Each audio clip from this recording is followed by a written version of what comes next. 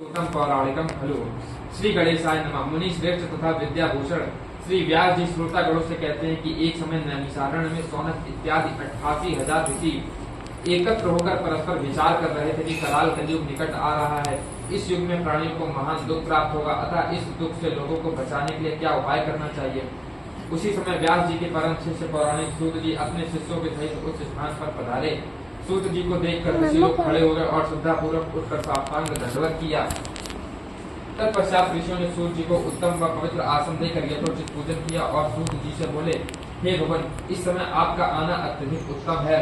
अर्थात हम लोग शोक सागर में डूब रहे थे, आपने नौका समान बन के हम लोग का उद्धार करने के लिए पदार्पण किया। यह प्रसन्नता का विषय है। हे प्रभु, कराल कलयुग निकट आ रहा है, धर्म की किस प्रकार रक्षा होगी, इस चिंता से हम सब दुखी हैं। अतः हे भगवान, व्रत अथवा तप करके जिस प्रकार वांछित फल प्राप्त हो कृपा करके कहिए, ऐसी हम लोग की सुनने की इच्छा है। स्वर्गाधिक ऋषियों की प्रार्थना पर सूत जी बोले, हे ऋषिगण, आप धन्य हैं। आप जैसे मनुष्य ही सत्य पुरुष कहे जाने के योग्य हैं, जो भी परोपकार के लिए चिंता करते हैं और दुष्टों से कष्ट पाने पर भी उनको सुख ही देते हैं। हे परोपकारी स्वर्गाधिक ऋषियों, इसी प्रकार लक्ष्मीपति विष्णु भगवान से एक बार नारद मुनि ने भी पूछा था, जिस प्रकार आप लोगों ने मुझसे पूछा है। इसलिए संध्या करने के बाद जिस प्रकार इस प्रश्न का उत्तर श्री भगवान ने दिया था, उसी प्रकार मैं आप लोगों के समक्ष कथन करूंगा। स्वर्गाधिक ऋषियों ने कहा, अति उत्तम है, हम लोग भी संध्योपासना कर लें। इसके पश्चात संध्योपासना से निवृत्त होकर सब लोग श्री सूत जी महाराज के सामने एकत्र हुए। सूत जी ने ऋषियों से कहा, हे ऋषियों, एक चित्त होकर मेरी बात सुनो। यदि तुम्हारा ध्यान किसी और तरफ रहेगा तो न मेरे उपदेश से लाभ उठा सकोगे और न अन्य ही कोई कार्य बन सकेगा। हे ऋषियों, एक समय नारद मुनि परोपकार की इच्छा से नाना लोकों में भ्रमण करते हुए मृत्यु लोक में आए। मृत्यु लोक में नारद ने देखा कि जितने मनुष्य हैं सब के सब अनेक प्रकार के दुख से दुखित हैं, भांति भांति की योनियों में जन्म लेकर अपने पाप कर्म में लीन हैं। ऐसे प्राणियों को क्लेश युक्त देखकर मुनि अपने मन में सोचने लगे कि उनका दुख किस प्रकार दूर हो सकता है। यही मन में सोचते हुए बीड़ा बजाते हुए तथा हरि गुणगान करते हुए विष्णु लोक को गए। अतः विष्णु लोक में पहुंचकर नारद मुनि ने देखा कि शुक्ल वर्ण वाले भगवान चार भुजाओं से युक्त हैं। क्रम से चारों भुजाओं में क्रम से शंख, चक्र, गदा, पद्म तथा कंठ में वनमाला सुशोभित हैं। ऐसे देवों के देव तथा स्वामी भगवान की नारद जी स्तुति करते हैं। हे भगवान, आपको साष्टांग दंडवत है, आप वाणी और मन से परे हैं, आपको प्रणाम है, आपके अनेक रूप हैं, आपकी शक्ति अनंत है, आप आदि मध्य और अंत से रहित हैं, आप निर्गुण और तीनों गुण सत रज तम की आत्मा तथा संपूर्ण प्राणियों के आदि कारण एवं अपने भक्तों के क्लेश दूर करने वाले हैं। इस प्रकार नारद जी के मुखार बिंद से स्तुति सुनकर भगवान ने नारद जी से पूछा, हे नारद, आपका आगमन वैकुंठ लोक में किस लिए हुआ, आप क्या चाहते हैं। हे महाभाग, आप मुझसे कहिए, मैं उसका यथोचित उत्तर दूंगा।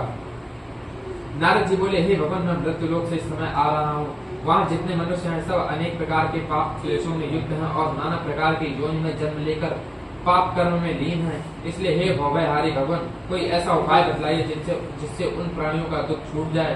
यदि आप मुझ पर कृपा रखते हैं तो कहिए, मैं सुनना चाहता हूँ। श्री भगवान ने नारद जी से कहा, हे नारद, तुमने भली बात पूछी है, इससे संसार का कल्याण होगा, प्राणी पापों से मुक्त होकर परम पद को प्राप्त होंगे। हे नारद, इस देह को परोपकार में ही लगाना चाहिए। अतः एक छोटा सा उपाय मैं आपसे कह रहा हूँ, ध्यान से सुनिए, इसी से मानव का कलयुग में कल्याण होगा। हे नारद, तुम्हारे स्नेह वश में यह कह रहा हूँ, कलयुग के लिए एक ऐसा उत्तम व्रत है जो कि महापुण्य को प्रदान करने वाला तथा स्वर्ग और पृथ्वी दोनों लोकों में दुर्लभ है। वह व्रत है सत्यनारायण विष्णु का भगवान व्रत तथा पूजन। जो मनुष्य इस व्रत को धारण करेगा वह दुख से छूट जाएगा, सुख प्राप्त करेगा और अंत में मोक्ष को प्राप्त करेगा। यही सत्य है। भगवान का वचन सुनकर नारद जी ने कहा, हे जनार्दन, इस व्रत का फल क्या है, क्या विधि है, कब करना चाहिए तथा पहले किसने यह व्रत किया, सब विस्तार पूर्वक वर्णन करिए। इस प्रकार नारद जी का वचन सुनकर भगवान बोले, हे नारद, यह व्रत समस्त दुख तथा शोक को नष्ट करने वाला, धन धान्य को बढ़ाने वाला है। इसके अतिरिक्त यह व्रत सौभाग्य, संतति तथा सर्वत्र विजय प्राप्त कराने वाला है। किसी भी दिन यह व्रत भक्ति और श्रद्धा के साथ पूरा किया जा सकता है। सायंकाल के समय ब्राह्मण और बंधुजनों के साथ धर्म में तत्पर होकर सत्यनारायण का पूजन करना चाहिए। केले का फल, गौ का दूध, गेहूं का आटा जिसमें चीनी मिली हो, उसके अभाव में चावल का आटा तथा गुड़ मिलाकर चूर्ण बनावे। सब पदार्थ को एकत्र करके सवाई लगाकर भगवान को अर्पण करें। फिर ब्राह्मण तथा पुस्तक का पूजन करके दक्षिणा दे के अपने बंधुजनों के साथ कथा का श्रवण करें। तत्पश्चात बंधुजनों के सहित ब्राह्मण को भोजन करावें। प्रसाद खाने के बाद नाच, गाना, बजाना, कीर्तन आदि भगवान के सामने करें।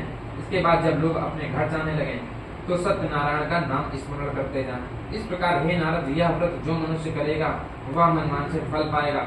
विशेषकर कलयुग में इससे सरल और कोई उपाय नहीं है। इति श्री स्कंद पुराणे रेवा खंडे श्री सत्यनारायण व्रत कथायां प्रथमो अध्याय समाप्ता। बोलो सत्यनारायण भगवान की जय।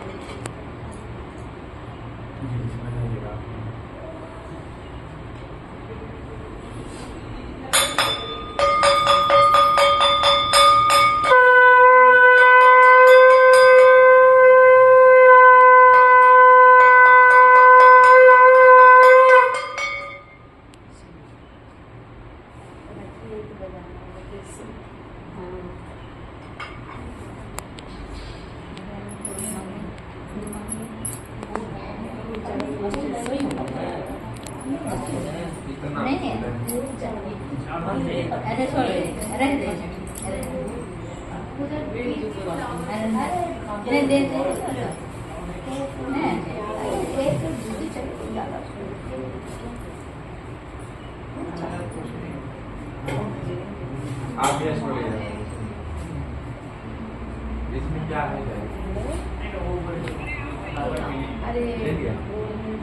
द्वितीय अध्याय। श्री सूची स्वर्गाधिक ऋषियों तथा भगवान नारद से व्रत काल विधि और महात्म्य कहकर आगे सर्वप्रथम इस सत्यनारायण का व्रत करने वाले के संबंध में कथन कहते हैं। सुंदर काशीपुर बनारस में एक अति निर्धन ब्राह्मण सदानंद हुए। वे इस प्रकार कंगाल ब्राह्मण थे कि भूख से पीड़ित होकर नित्य पृथ्वी पर भिक्षा के लिए भ्रमण करते थे। दुखित ब्राह्मण को देखकर भगवान को दया आ गई, क्योंकि भगवान को ब्राह्मण अत्यधिक प्रिय हैं। भगवान ने एक वृद्ध ब्राह्मण का रूप धारण कर उस दुखी ब्राह्मण से आदर पूर्वक पूछा कि हे ब्राह्मण, आप तो इसलिए दुखी होकर पृथ्वी पर नित्य भ्रमण करते हैं। हे द्विज उत्तम, वह सब कहिए, मैं सुनना चाहता हूँ। ब्राह्मण बोला, हे भगवान, मैं एक दरिद्र ब्राह्मण हूँ, भिक्षा के लिए पृथ्वी पर विचरण करता रहता हूँ। इसलिए हे प्रभु, यदि कोई उपाय हो तो कृपा कर बतलाइए, जिससे इस मांगने से मुक्ति मिले और दरिद्रता दूर हो। ब्राह्मण के प्रश्न का उत्तर देते हुए ब्राह्मण अर्थात भगवान बोले, हे ब्राह्मण देवता, आप सत्यनारायण का पूजन तथा व्रत करिए, वही वांछित फल देने वाले हैं। अतः हे ब्राह्मण, आप मेरी बात मानकर यह व्रत धारण करिए। जो मनुष्य इस व्रत को करता है वह दुख से छूटकर मुक्ति को प्राप्त होता है। वृद्ध ब्राह्मण रूपी भगवान अंत में व्रत का विधान बतलाकर अंतर्ध्यान हो गए। ब्राह्मण देवता अपने मन में सोचने लगे कि वृद्ध ब्राह्मण ने तो बहुत विधि बतलाई है, वह मैं किस प्रकार कर सकूंगा, क्योंकि दिन भर भिक्षा मांगने पर भी कुटुंब का पेट नहीं भरता। इस चिंता में निमग्न रात भर ब्राह्मण को नींद नहीं आई। प्रातः काल उठकर नित्य क्रिया से निवृत्त होकर उसने मन में यह संकल्प किया कि आज के दिन जो कुछ भिक्षा मिलेगी उसी से श्री सत्यनारायण का पूजन करूंगा। यह संकल्प मन में करके ब्राह्मण भिक्षा के लिए घर से बाहर निकला। उस दिन भगवान की उस पर ऐसी कृपा हुई कि उसे अत्यधिक धन प्राप्त हुआ। अर्थात उस दिन देवताओं ने भी उस ब्राह्मण पर कृपा की। अतः ब्राह्मण ने उसी धन से बंधुओं को बुलाकर प्रसन्नता पूर्वक भक्ति और श्रद्धा के साथ श्री सत्यनारायण स्वामी का विधि पूर्वक पूजन किया। पूजन और व्रत के प्रभाव से ब्राह्मण सब दुखों से मुक्त हो गया और समस्त संपत्ति से पूर्ण हो गया। तब से वह ब्राह्मण बराबर हर महीने यह व्रत करने लगा और इस प्रकार उस उत्तम ब्राह्मण ने श्री सत्यनारायण का व्रत और पूजन किया। इससे वह ब्राह्मण समस्त पापों से छूटकर दुर्लभ मोक्ष को प्राप्त हुआ। इस प्रकार जो मनुष्य उस ब्राह्मण की तरह सत्यनारायण का व्रत करेंगे वे संपूर्ण दुखों से छूटकर मोक्ष को प्राप्त होंगे। इस प्रकार भगवान ने व्रत के प्रभाव को नारद जी से कहा। इसके बाद श्री सूत जी ने सोमकादिक ऋषियों से प्रश्न किया कि जो कुछ भगवान महात्मा था वह कथन कहा, अब आगे क्या कहूँ, आप लोग कहिए। ऋषियों ने उत्तर दिया, हे महाराज, उस ब्राह्मण से इस व्रत को किसने सुना तथा किसने इस व्रत को किया, यह सारी कथा हम सबकी सुनने की इच्छा है, आप कृपा कर कहिए। सूत जी बोले, हे ऋषियों सुनो, ब्राह्मण से सुनकर जिसने इस व्रत को भूतल पर किया वह कथन कहता हूँ। एक समय अपनी संपत्ति के अनुसार वही ब्राह्मण बंधुओं के सहित सत्यनारायण के पूजन के लिए उद्यत हुआ। इतने में एक लकड़ी बेचने वाला भील वहां आ पहुंचा। उसने लकड़ी के गट्ठर को बाहर रखकर घर के भीतर प्रवेश किया। लकड़हारा भूख प्यास से बहुत पीड़ित था। उसने घर के भीतर देखा कि वह भिखारी ब्राह्मण जो एक दिन भिक्षा मांगते फिरते था आज इतने बड़े भवन का स्वामी है और भीड़ भाड़ के साथ भगवान रंगनाथ की पूजा कर रहा है। इस प्रकार ब्राह्मण को संपन्न देखकर वह लकड़हारा आश्चर्य में पड़ गया। कुछ देर के बाद उसने हाथ जोड़कर ब्राह्मण से पूछा कि आप किसका पूजन कर रहे हैं, इस पूजन का क्या फल है, कृपा कर विस्तार पूर्वक कहिए। ब्राह्मण ने लकड़हारे से कहा, या श्री सत्यनारायण का व्रत पूजन कर रहा हूँ। ये प्रभु इस प्रकार दीन दयाल तथा वांछित है कि मन चाहा वह प्रदान करते हैं, या जो मेरा धन धान्य वैभव देख रहे हो वह इनकी कृपा का ही प्रसाद है। ब्राह्मण के मुख से इस प्रकार सुनकर लकड़हारा अत्यंत प्रसन्न हुआ और भगवान का प्रसाद खाकर जल पीकर नगर को प्रस्थान किया। लकड़हारे ने मार्ग में अपने मन में चिंतन कर यह संकल्प किया कि आज जो कुछ भी लकड़ी के बेचने पर मिलेगा मैं उसी से सत्यनारायण का पूजन करूंगा। इस प्रकार मन में सोचकर लकड़ी का बोझ सर पर रखकर चला गया। भगवान की कृपा से उस दिन लकड़हारा लकड़ी का बोझ लिए हुए उस स्थान पर पहुंचा जहाँ पर धनी लोग रहते थे। जाते ही उसे लकड़ी की दूनी कीमत मिली। तत्पश्चात लकड़हारे ने प्रसन्न हृदय से पके पके केले के फल, शक्कर, घी, दूध और गेहूं का आटा मोल लिया। उसके बाद घर पहुंचकर बंधुजनों को के साथ ब्राह्मण को बुलाकर विधि पूर्वक सत्यनारायण का व्रत तथा पूजन किया, जिसके प्रभाव से लकड़हारा धन तथा पुत्र को प्राप्त हुआ। वह जब तक संसार में रहा सुख भोग किया, अंत में श्री सत्यपुरी वैकुंठ धाम हो गया। इसी से स्कंद पुराणे रेवा खंडे श्री सत्यनारायण व्रत कथा या तृतीयो अध्याय समाप्ता। बोलो सत्यनारायण भगवान की। आप लोग देख रहिए उसमें घी कम ना हो, ठीक है।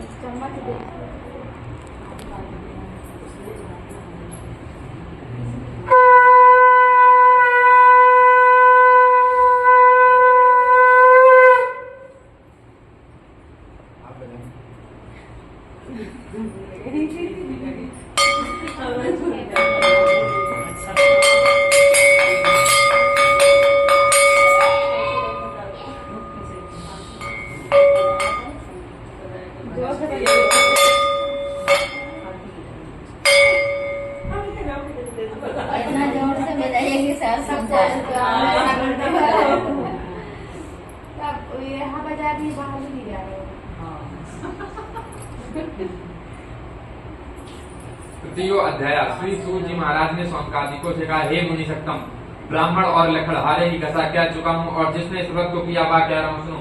प्राचीन समय में उल्कामुख नाम का एक राजा था। वह राजा जितेंद्रीय, सत्यवादी और देव मंदिर में प्रतिदिन जाने वाला था। वह देवालय में जाकर ब्राह्मणों को इतना दान देता था कि ब्राह्मण संतुष्ट हो जाते थे। उल्कामुख राजा की पत्नी कमल के तुल्य मुख वाली सती थी। वह भद्रशिला नदी के किनारे अपने पति उल्कामुख राजा के साथ श्री सत्यनारायण का पूजन कर रही थी। इसी समय साधु नाम का एक वैश्य व्यापार के लिए नाव पर अत्यधिक धन लाते हुए उस स्थान पर आया और नौका को नदी के तट पर खड़ी करके बनिया ने राजा के समीप जाकर देखा कि राजा अपनी स्त्री सहित श्री सत्यनारायण का पूजन कर रहे हैं। उसने राजा से विनय पूर्वक पूछा कि हे राजन, आप क्या कर रहे हैं? राजा ने प्रेम पूर्वक उत्तर दिया कि मैं सत्यनारायण स्वामी का पूजन कर रहा हूँ। बंधुओं के सहित इस पूजन का अर्थ यह है कि मेरे पास राज्य, संपदा सब कुछ है, परंतु पुत्र नहीं। पुत्र की इच्छा के लिए यह पूजन है। इसलिए हे साधु, भगवान का व्रत ही इस दुख से मुक्ति दिला सकता है। राजा के वचन को सुन साधु बनिया आदर पूर्वक बोला, हे राजन, आप इस व्रत की संपूर्ण विधि कहने की कृपा करिए। मैं भी इस व्रत को करूंगा क्योंकि मेरे कोई संतान नहीं है। इसलिए हे प्रभु, मैं इस व्रत को अवश्य ही करूंगा।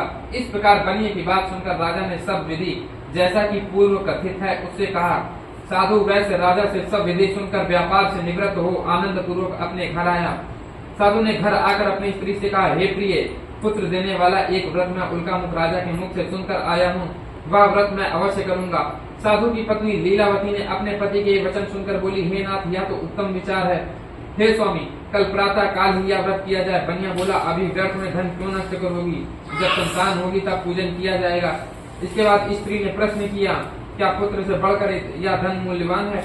बनिए ने उत्तर दिया कि जन्म के पश्चात ही व्रत किया जाएगा। बनिए का इस प्रकार उत्तर सुनकर स्त्री लीलावती चुप हो गई और अपने पति युक्त प्रसन्न चित्त वाली लीलावती भगवान के प्रसाद से गर्भवती हुई। 10 माह पश्चात उसने एक कन्या को जन्म दिया। कन्या रत्न समान थी। वह दिन ब दिन इस प्रकार बढ़ने लगी जैसे शुक्ल पक्ष का चंद्रमा बढ़ता है। नित्य प्रति कला के बढ़ने से उसका नाम कलावती रखा गया। उसके बाद लीलावती अपने पति से मधुर वचन में बोली, हे स्वामी, आपने संकल्प किया था कि संतान होने पर सत्यनारायण का पूजन करूंगा, क्या वह नहीं करेंगे? साधु ने कहा, हे प्रिय, इस कन्या की बरही छठी इत्यादि में अत्यधिक धन खर्च हो चुका है, इसलिए कन्या के विवाह के समय यह व्रत करूंगा। इस प्रकार अपनी स्त्री से कहकर साधु वैश्य नगर में घूमने चला गया। भगवान की कृपा से कलावती कला बढ़ती हुई अल्पकाल में ही पिता के घर में शयानी हो गई। एक दिन साधु ने अपनी सहेलियों के साथ घूमते हुए नगर में कलावती कन्या को देखा और मन में विचार किया कि कन्या विवाह के योग्य हो गई है। अतः दूतों को बुलाकर कहा, मेरी कन्या के लिए एक सुंदर श्रेष्ठ वर खोज कर ले आओ। साधु वैश्य की आज्ञा पाकर दूत लोग कांचन नगर को गए। उस नगर में दूतों ने एक वैश्य पुत्र को देखा जो सुंदर और शुभ गुणों से युक्त था। वह लड़का जाति का कुलीन था। दूत उसे ले आए तथा राजा के सामने प्रस्तुत किया। साधु बनिया ने अपनी कन्या का विवाह विधि विधान के साथ उस वैश्य पुत्र के साथ कर दिया। कन्या के विवाह के समय भी कथा सुनने देना।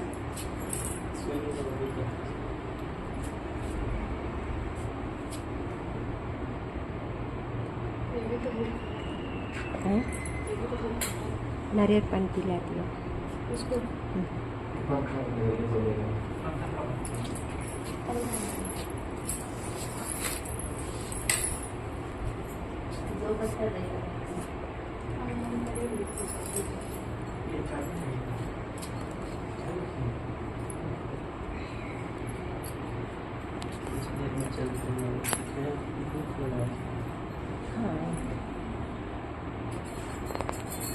फिर प्रसादी में लगवा बेटा, और 3 गो खत्म हो गया, 5 गो होता है कथा। दो बार है। कन्या के विवाह के समय भी दुर्भाग्यवश बनिया श्री सत्यनारायण का उत्तम व्रत करना भूल गया। भगवान उसकी इस निष्ठा पर अत्यंत रुष्ट हुए। व्यापार में कुशल साधु बनिया ने विवाह करने के बाद ही निश्चय किया कि व्यापार के लिए अब कहीं चलना चाहिए। अतः दामाद को साथ लेकर वह व्यापार के लिए घर से निकला और रत्न सागरपुरी नगर में पहुंचकर सागर के समीप नौका खड़ी कर दामाद के साथ व्यापार करने लगा। रत्न सागरपुर नगर के स्वामी चंद्रकेतु राजा थे। उस समय सत्यनारायण प्रभु ने प्रतिज्ञा भ्रष्ट साधु बनिया को साफ दिया कि हे बनिया, तुमको भविष्य में कठिन तथा महान दुख प्राप्त होगा, यह लोभ का फल है। सत्यनारायण स्वामी ने बनिया को साफ देकर यह उपाय किया कि एक दिन 2 चोर राजा का अत्यधिक धन चुरा कर भागे और जहाँ पर साधु बनिया अपने दामाद के साथ सोया हुआ था वहाँ पहुँचे। चोरों के पीछे राजा के सिपाही भी लगे थे। सिपाहियों को देखकर चोर डर के कारण धन बनिए के पास रखकर तुरंत भाग गया। सिपाहियों ने बनिए के निकट पहुंचकर देखा कि राजा का समस्त धन रखा हुआ है। अतः उन्हीं दोनों बनियों को चोर समझकर सिपाही लोग उन्हें बांधकर राजा के सामने ले आए और हर्षपूर्वक सिपाहियों ने राजा से कहा, हे प्रभु, यही वे 2 चोर हैं जो आपका धन लेकर भागे हुए थे। अब इनके लिए क्या आज्ञा है? राजा बोला, इन दोनों को दृढ़ बांधकर महादुर्ग के कारागार में डाल दो। सत्यदेव की माया के कारण राजा ने बनिया की एक भी बात न सुनी और समस्त धन अपने महल में रखवा लिया। वहाँ तो बनिए का यह हाल हुआ और घर पर बनिए की पत्नी और पुत्री भी अत्यंत दुख को प्राप्त हुई। उसका सब धन धान्य चोर उठा ले गए। माता पुत्री मानसिक और शारीरिक कष्ट से पीड़ित हो गई, भूख और प्यास से तड़पने लगी और अंत में घर घर भिक्षा मांगने लगी। एक दिन भूख से पीड़ित होकर कलावती कन्या एक ब्राह्मण के घर में पहुंची। वहाँ पर उसने देखा कि सत्यनारायण का पूजन हो रहा है। उस स्थान पर बैठ गई और कथा सुनकर भगवान की बहुत विनती की। इसके बाद प्रसाद खाकर बहुत रात बीतने पर अपने घर वापस आई। लीलावती क्रोध करके बोली, हे पुत्र, इतनी रात बीत गई, तू कहाँ थी? तेरे मन में क्या है? माता की बात सुनकर कलावती ने कहा, हे माता, सत्य कहती हूँ, मैं ब्राह्मण के घर भिक्षा के लिए गई थी। वहाँ श्री सत्यनारायण स्वामी का पूजन हो रहा था। पूजन दुख से मुक्त करने वाला तथा वांछित फल को देने वाला था। लीलावती कन्या का वचन सुन भगवान का व्रत करने के लिए उद्यत हुई और प्रातः काल कन्या से बोली, तो पूजन की सामग्री एकत्र कर आज सत्यनारायण स्वामी का पूजन करूंगी। बंधु तथा सुजनों के सहित उस स्त्री ने सत्यनारायण का पूजन किया और प्रभु से प्रार्थना की, हे भगवान, यदि मेरे पति तथा दामाद शीघ्र वापस आवेंगे तो आपका व्रत धारण करूंगी। मेरे पति तथा दामाद से जो कुछ जघन्य अपराध हो गया हो उसे क्षमा करिए भगवान।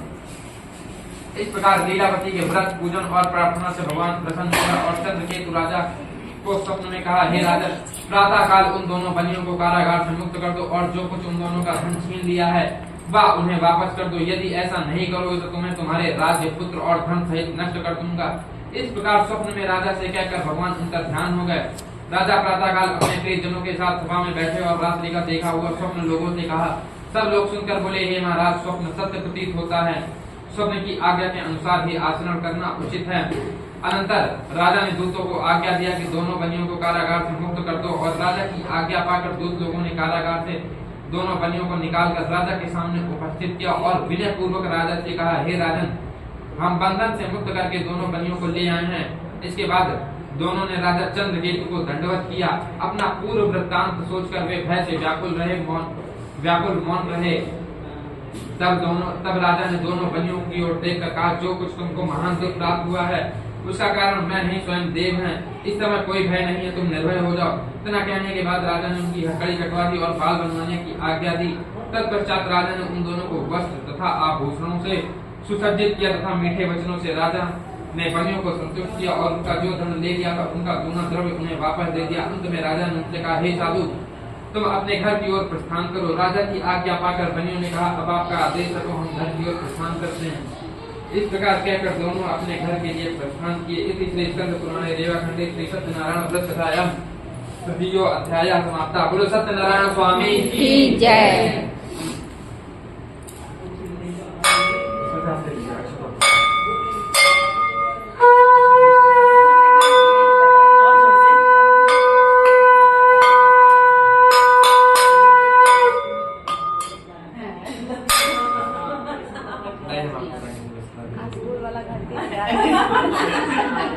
ऊपर पकड़ लीजिए और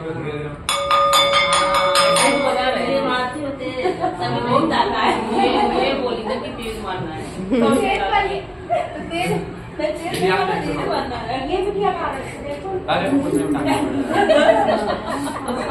चतुर्थो अध्याय। सूची स्वकादिक ऋषियों से कहते हैं कि हे ऋषियों, साधु बनिया यात्रा से पूर्व मंगल कृत्य करके ब्राह्मणों को धन देकर अपने रत्नपुर नामक नगर को चला।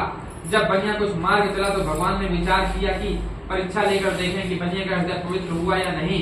अतः दंडी स्वामी का रूप धारण करके साधु बनिया ने प्रश्न किया कि हे साधु, तुम्हारी नौका में क्या वर्तमान में है? धन के मद में चूर हुए बनिया ने उत्तर दिया, हे दंडी, तुम क्यों पूछते हो? तुम्हारी क्या द्रव्य लेने की इच्छा है या तो तुम कथा कथित चरितार्थ कर रहे हो? नाव में कुछ भी हो तुमसे क्या मतलब? मैं तो बनिया हूँ, मेरी नाव में इसके सिवा क्या ही हो सकता है? मेरी नौका में नमक, मसाला, लता पत्र आदि वर्तमान में है। इस प्रकार बनिए का निष्ठुर वचन सुनकर दंडी स्वामी ने कहा, तुम्हारा वचन सत्य हो। दंडी महाराज इस तरह कहकर उसे स्थान से चलकर सिंधु के समीप ही एक जगह पर बैठ गए। उनके जाने के बाद बनिया ने अपना नृत्य करने के तत्पश्चात उसने नौका की ओर देखा। नौका जल के ऊपर आ गई थी। वह विस्मय में पड़ गया। जब उसने नौका पर चढ़कर देखा तो नौका में जवाहरात की जगह लता पत्र मिला। बनिया मूर्छित होकर पृथ्वी पर गिर पड़ा और होश आने पर वह अत्यंत चिंतित हुआ। साधु बनिया के दामाद ने साधु बनिया से कहा, शोक तथा चिंता क्यों करते हो? यह श्रेष्ठ प्रज्ञों का वचन है, इसमें कोई संदेह नहीं है। दंडी स्वामी की शरण में जाकर उनसे क्षमा मांगो, वे आपकी इच्छा पूरी करेंगे। इस प्रकार दामाद की बात सुनकर साधु बनिया दंडी स्वामी के पास गया और भक्ति पूर्वक दंडवत किया तथा उनसे आदर पूर्वक बोला, हे प्रभु, मैंने आपके समीप जो झूठ बोलने का अपराध किया उसे क्षमा कीजिए। इस प्रकार साधु बनिया बारंबार कहते हुए दंडवत हो गया तथा महाशोक से विहल हो गया। साधु को अत्यंत विलाप करते हुए देख दंडी स्वामी ने कहा, हे साधु, रो मत, तुमने पूजा करने का वचन किया था किंतु अभी तक नहीं किया, इसलिए हे मूर्ख, मेरी आज्ञा से बारंबार तो दुख प्राप्त हुआ है। दंडी स्वामी का कथन सुनकर साधु बनिया स्तुति करता है, हे भगवान, आपकी माया से ब्रह्मा इत्यादि देवता भी मोहित हैं और वे आपके आश्चर्यजनक रूपों को नहीं जान सकते। मैं तो एक अंधे के मूर्ख हूँ, मैं आपको कैसे जान सकता हूँ? मैं माया में लीन हूँ। अब मेरा अपराध क्षमा कीजिए भगवान, मैं अपने वैभव के अनुसार आपका पूजन करूंगा, आपकी शरण में हूँ, अतः मेरा धन मुझे देकर मेरी रक्षा कीजिए। इस प्रकार साधु की भक्ति युक्त बात सुनकर दंडी स्वामी प्रसन्न हुए और साधु बनिया से बोले कि तुम्हारा मनोरथ सिद्ध हो। ऐसा कहकर दंडी स्वामी ने बनिया को वर दिया, अर्थात तुम्हारा द्रव्य तुम्हें वापस मिल जाए। इस प्रकार वांछित फल देकर दंडी स्वरूप भगवान वहीं पर अदृश्य हो गए। इसके बाद साधु ने नौका पर आकर देखा तो नौका द्रव्य से परिपूर्ण पाया। बनिया ने लोगों से कहा, सत्यदेव भगवान की कृपा से मुझे वांछित फल प्राप्त हुआ। तत्पश्चात हुआ बनिया सजनों सहित उसी स्थान पर श्रद्धा पूर्वक भगवान का पूजन करके उनकी कृपा से घर के लिए प्रस्थान को उद्यत हुआ और हर्ष पूर्वक सत्यदेव के प्रसाद से नाव की सब चीजें संभाल कर दामाद और नौकरों को साथ लेकर साधु बनिया स्वदेश को रवाना हुआ। कुछ समय बाद वह अपने नगर के समीप पहुंचा तो दामाद से बोला, वह देखो अपना रत्नपुर नगर दिखाई पड़ रहा है। इस प्रकार कहकर उसने अपने द्रव्य की रक्षा करने वाले दूत को अपने घर भेजा और जब दूत नगर में पहुंचा तो साधु की स्त्री को देखकर हाथ जोड़कर प्रिय वचन बोला, आपके पति तथा दामाद लोगों के साथ बहुत सा धन लाते हुए नगर के समीप आ गए हैं। दूत के मुख से यह वचन सुनकर उस पतिव्रता स्त्री ने प्रसन्न होकर उसी समय अपनी कन्या से कहा, तुम सत्यनारायण का पूजन करो, मैं शीघ्र पति का दर्शन करके आती हूँ। ऐसा कहकर वह पति का दर्शन करने चली गई और कलावती ने अपनी माता की इस तरह की बात सुनकर शीघ्र सत्यदेव का पूजन समाप्त माना और भगवान का प्रसाद बिना ग्रहण किए ही वह अपने पति के दर्शन के लिए चली गई। इससे भगवान ने रुष्ट होकर उसके पति की नाव को द्रव्य सहित जल में डुबो दिया। इसलिए कलावती कन्या अपने पति को न देख सकी और महाशोक से रुदन करते हुए भूमि पर गिर पड़ी। इस तरह नौका को डूबी हुई और अपनी कन्या को अत्यंत दुखी देख साधु बनिया मन में भयभीत होकर सोचने लगा कि महान आश्चर्य तथा नाव खेने वाले मल्लाह भी परम चिंता से युक्त हो गए। इसके बाद लीलावती कन्या को विलाप करते हुए देखकर पति से बोली, हे स्वामी, देखते ही देखते नौका कैसे लुप्त हो गई, क्या जाने कि इस देवता की माया हो, किंतु सत्यनारायण का महात्म्य जानने की किसमें सामर्थ्य है। कहीं उनके क्रोध से तो ऐसा नहीं हुआ। इस प्रकार कहकर विलाप करने लगी तथा कलावती को गोद में लेकर लीलावती रोने लगी। अपने पति को नष्ट देखकर कलावती ने मन में विचार करने लगी, जब पति देव नष्ट हो गए तो मैं जीवित रहकर क्या करूंगी, अतः अब मेरा जीना सर्वथा व्यर्थ है, इसलिए अब मुझे सती हो जाना चाहिए। इस तरह मन में सोचकर घर गई और पति की खड़ाऊ ले आई तथा माता से बोली कि माता मैं अपना देह त्याग दूंगी। कन्या की बात सुनकर वैश्य स्त्री सहित बहुत दुखी हुआ। साधु कन्या शोक से अत्यंत दुखित होकर सोचने लगा कि मेरा सब वैभव सत्यनारायण भगवान ने हरण किया, मैं उनकी माया से भ्रम में पड़ा हूँ। तत्पश्चात उस बनिया ने सबको एकत्र किया और उनके सामने अपना मनोरथ प्रकट किया कि यदि मेरा कष्ट श्री सत्यनारायण स्वामी दूर करेंगे तो मैं अपने ऐश्वर्य के अनुसार उनका पूजन करूंगा, क्योंकि बारंबार मेरी अज्ञानता पर कुपित होकर वह मुझे कष्ट दिया करते हैं और वही मेरा कष्ट निवारण करते हैं। अतः मैं उनकी शरण में हूँ और वही मेरा कष्ट दूर करेंगे। या कहते कहते वह वैसे प्रेम यह होकर सत्यदेव की प्रार्थना करने लगा। ऐसा कहकर पृथ्वी पर बारंबार साधु ने दंडवत किया। तब दीनदयाल प्रभु उस पर प्रसन्न हुए। तत्पश्चात आकाशवाणी हुई कि हे साधु, तेरी कन्या मेरा प्रसाद त्याग कर अपने पति के दर्शन करने चली आई। इस प्रकार या अपने पति का दर्शन न पा सकी, यदि कन्या घर जाकर प्रसाद खाकर पुनः आई तो इसका पति निसंदेह ही प्राप्त होगा। कन्या ने गगन मंडल से आकाशवाणी सुनकर शीघ्र घर आकर प्रसाद खाया। तत्पश्चात जब वह फिर घर तथा स्थान पर वापस गई तो उसने स्वजनों के सहित अपने पति को देखा। अनंतर कन्या ने अपने पिता से कहा, अब घर चलें, विलंब क्यों करते हैं। कन्या की बात सुनकर साधु संतुष्ट हुआ और उसी समय वहीं पर सत्यनारायण का विधि पूर्वक पूजन करके द्रव्य और बंधु जनों के सहित आनंद पूर्वक घर आया। इसके पश्चात वह हर पूर्णमासी और संक्रांति को सत्यनारायण स्वामी का पूजन करने लगा। सोनकादिक ऋषियों से सूची महाराज कहते हैं कि इस प्रकार साधु बनिया व्रत के प्रभाव से इस लोक में सुख भोग कर अंत में श्री सत्यपुरी वैकुंठ धाम को प्राप्त हुआ। इति श्री स्कंद पुराणे रेवाखंडे सत्यनारायण व्रत कथा चतुर्थो अध्याय समाप्ता। बोलो सत्यनारायण भगवान की जय।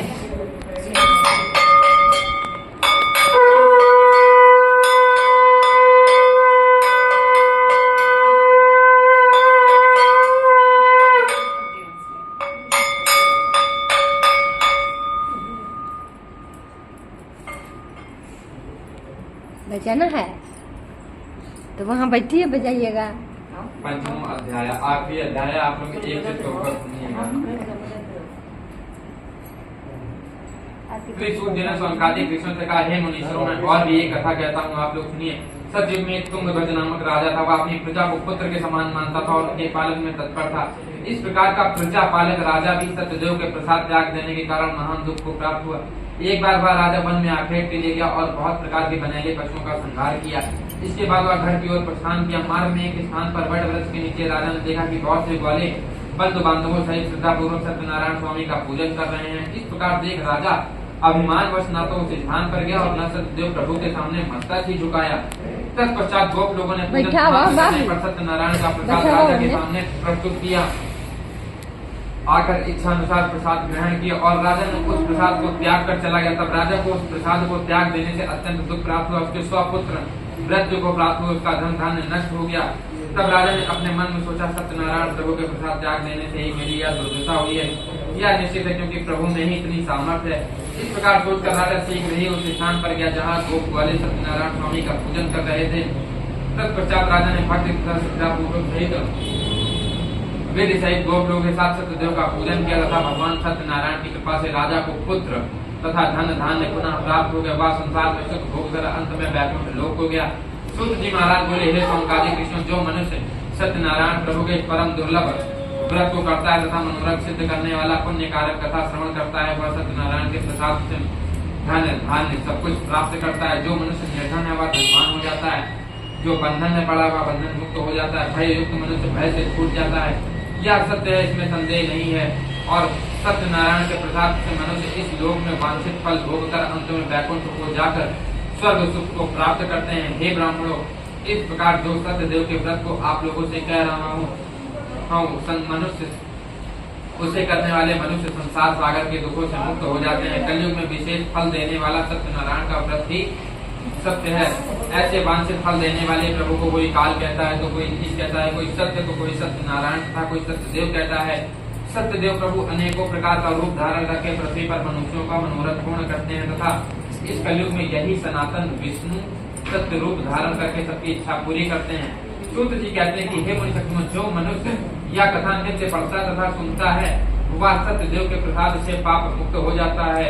हे मुनि सुनो, जिन्होंने पूर्व जन्म में सत्यनारायण स्वामी का पूजन किया था उनके दूसरे जन्म की कथा कह रहा हूँ, एक चित्त होकर सुनिएगा। सुनो, सतानंद जो महान विद्वान थे, दूसरे जन्म में सुदामा नाम के ब्राह्मण हुए और भगवान कृष्ण की भक्ति करके मोक्ष को प्राप्त हुए। हे लकड़हारा दूसरे जन्म में निषाद राज हुआ, जो श्री रामचंद्र जी को गंगा पार उतार कर स्वयं उनकी कृपा से भव सागर से पार हो गया, अर्थात वैकुंठ धाम को प्राप्त हुआ। उल्कामुख राजा दूसरे जन्म में महाराज दशरथ हुए, जो भगवान श्री रंगनाथ श्री रामचंद्र का पूजन करके मोक्ष को प्राप्त हुए। और साधु वैश्य भी धार्मिक तथा सत्य संध मूढ़ध्वज राजा हुआ। वह ऐसा सत्यवादी तथा धार्मिक था कि अपनी स्त्री के साथ अपने पुत्र का दाहिने अंग आरे से चीर कर ब्राह्मण रूपी भगवान श्री कृष्ण को देना स्वीकार किया। यह कथा इस प्रकार है।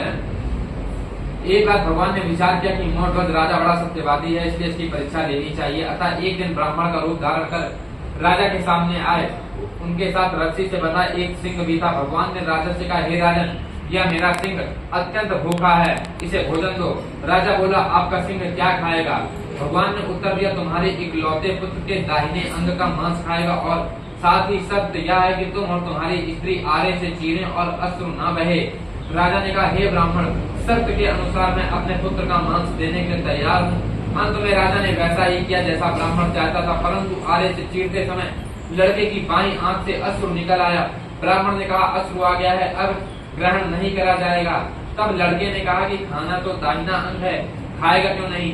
बाएं अंग का तो इस बात का दुख है कि वह ऐसा पतित है कि उसे ग्रहण नहीं किया गया, इसी कारण से अश्रु आ गया।